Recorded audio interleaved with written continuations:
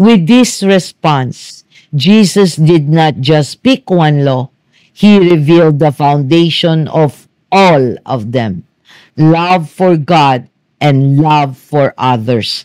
Everything else in Scripture, every law, every prophet's teaching, every commandment, all boiled down to these two things. If we look at the world today, mga classmates, we see how far we have strayed from these commandments. Division, hatred, self-interest, these dominate our conversations, media, and daily interactions, mga classmates.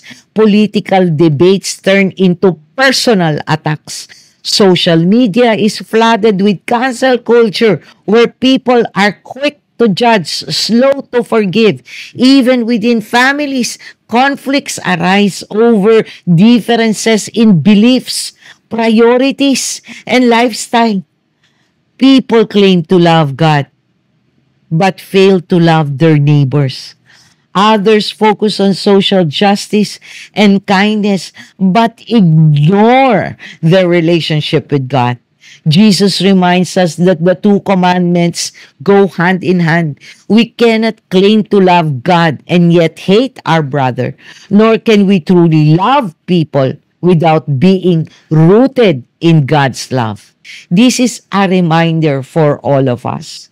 Do we really love God with all our heart, soul, and mind? Or are we giving Him whatever is left after we prioritize everything else?